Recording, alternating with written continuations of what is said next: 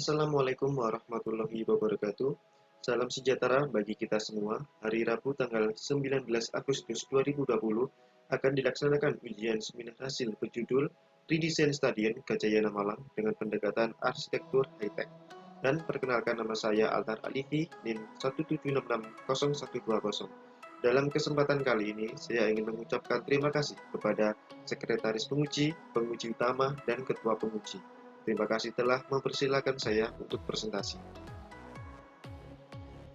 Sebelum saya membahas lebih lanjut bab 4 analisis dan bab 5 konsep, saya akan mereview kembali kondisi Stadion Gajayana Malang sehingga perlunya redesain Stadion Gajayana Malang itu sendiri.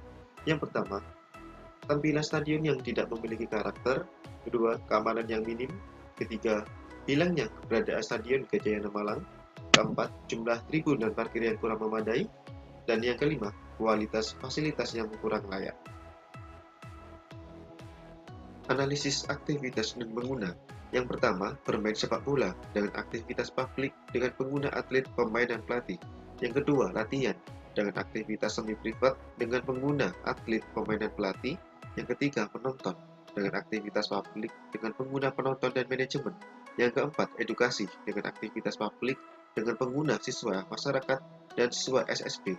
Yang kelima, menjual tiket dengan aktivitas publik dengan pengguna bagian subtiket dan penonton. Yang keenam, rapat dengan aktivitas privat dengan pengguna kepala direktur, manajemen, dan karyawan. Yang ketujuh, mengobati pemain dengan aktivitas semi privat dengan pengguna perawat, dokter, dan pemain. Yang kedelapan, beristirahat dan mendengarkan arahan dengan aktivitas privat dengan pengguna pemain, pelatih, dan manajemen tim. Yang kesembilan, tempat mengelola dengan aktivitas privat dengan pengguna direktur, staf, dan administrasi. Yang kesepuluh, menjual oleh-oleh dan souvenir dengan aktivitas publik dengan pengguna bagian divisi penjualan. Yang ke-11, MCK dengan aktivitas publik semi privat dengan pengguna pengunjung dan pengelola. Yang ke-12, tempat menyimpan barang dengan aktivitas semi privat dengan pengguna bagian pengelola. Yang ke-13, menjaga kenyamanan dan keamanan dengan aktivitas publik dan pengguna pengunjung dan pengelola. Kondisi objek, stadion, dan batas. Gambaran umum lokasi ini bertujuan untuk menggambarkan lokasi dalam wilayah kerja yang lebih luas, mengetahui kondisi fisik tapak, serta keadaan lingkungan sekitar tapak. Dengan memiliki luas lahan 55.294 meter persegi atau 5,5 hektar dengan hak milik Pemkot Malang. Selanjutnya, terdapat batas pada stadion ini. Yang pertama, area lapangan tenis sebelah timur stadion. Yang kedua, area parkir mobil sebelah timur stadion. Yang ketiga, area parkir motor sebelah selatan stadion. Yang keempat, area pintu utama sebelah selatan stadion. Yang kelima, area parkir mobil sebelah barat stadion. Yang keenam, area parkir motor sebelah barat stadion. Dan yang terakhir, area lapangan outdoor sebelah utara stadion. Analisis persyaratan ruang, dimensi ruang, dan kebutuhan ruang. Ditinjau dari persyaratan ruang, maka yang diperlukan yang pertama, aksesibilitas. Yang kedua, pencahayaan. Yang ketiga, pengawaan. Yang keempat, view. Yang kelima, utilitas. Dan keenam, akustik.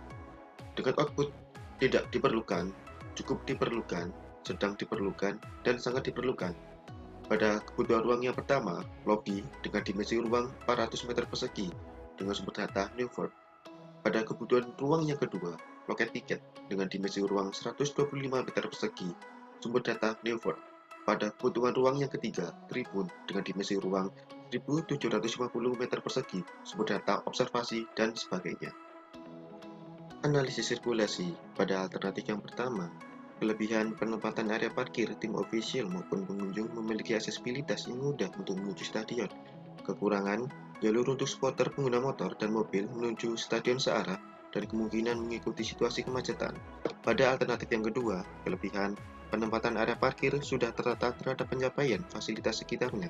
Kekurangan, jalur untuk tim official yang berbeda dengan jalur supporter harus berjalan mengitari stadion untuk menuju parkir.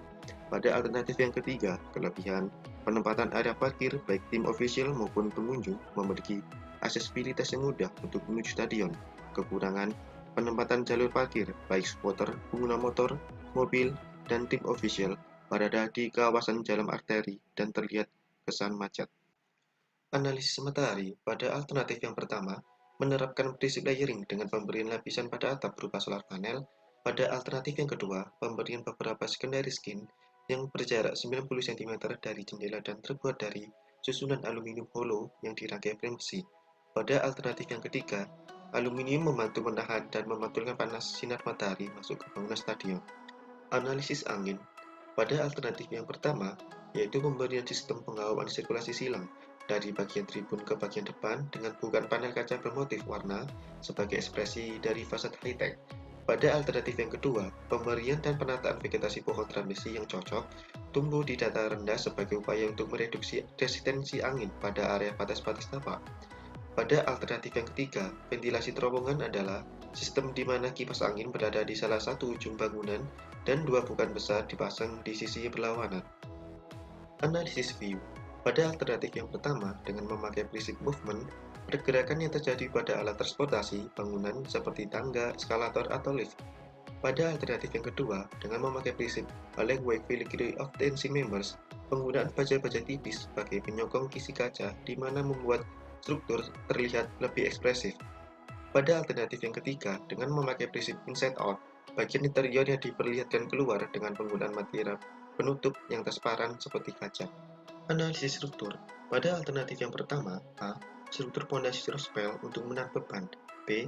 Superstruktur penggunaan rigid frame beton bertulang. C. Struktur atapnya ditopang oleh komposisi struktur pipa besi pada bagian luarnya dengan penggunaan rangka baja. Pada alternatif yang kedua, A. Struktur pondasi profil untuk menahan beban. B. Substruktur bangunan dengan penggunaan struktur sarang laba-laba. Pada alternatif yang ketiga, A. Struktur pondasi tiang panjang untuk menahan beban. B. Struktur atap penggunaan space frame yang dipakai atap petak. Analisis utilitas. Yang pertama, air bersih. Analisis penyediaan air bersih pada bangunan Stadion Gajayana ini yaitu dengan pembagian terpisah antara kebutuhan air bersih lapangan dan kebutuhan air bersih pengelola. Yang kedua, yaitu pemadam kebakaran, yaitu adanya analisis sistem pencegah kebakaran sebagai berikut. Yang ketiga, pembuangan sampah.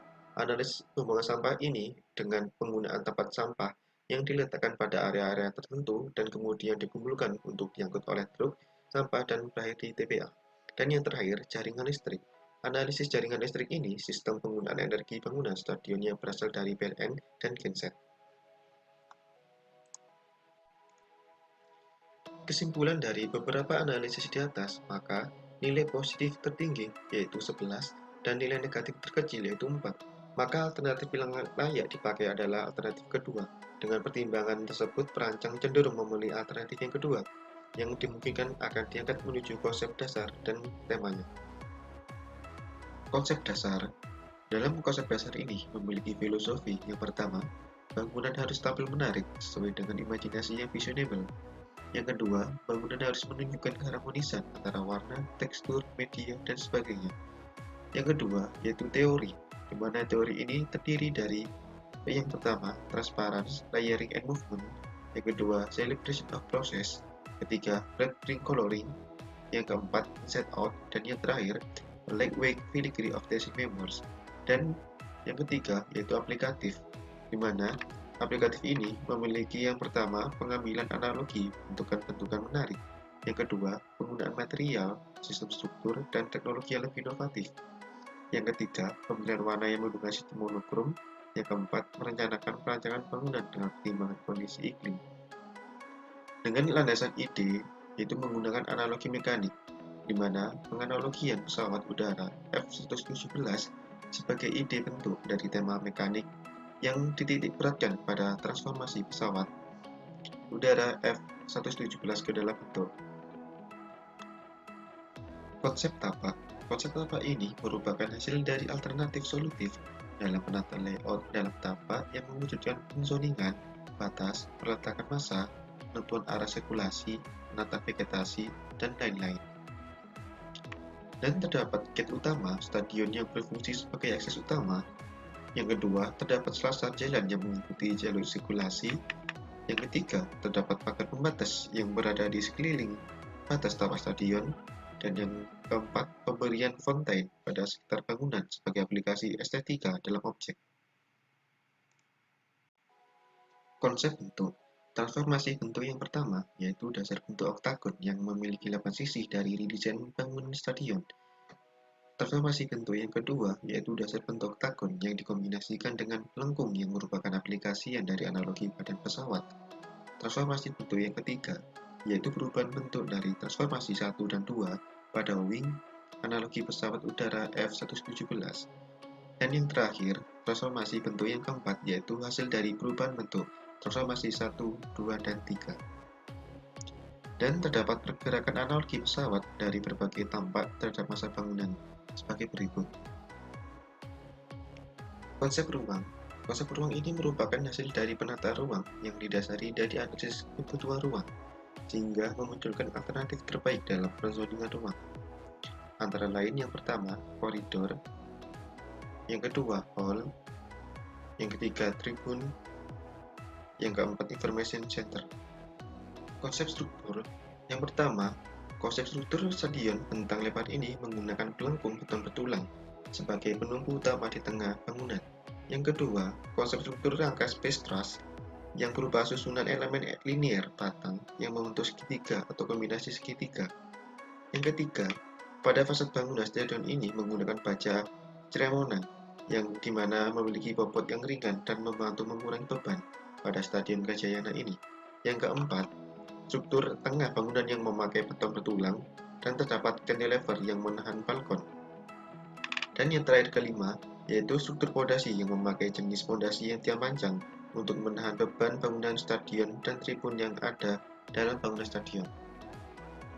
Konsep utilitas, yang pertama air bersih, yang berwarna merah yaitu hidran, berwarna abu-abu pompa, berwarna coklat tua tangki bawah, berwarna coklat terang tangki atas, berwarna biru tua sumur, berwarna biru muda PDAM.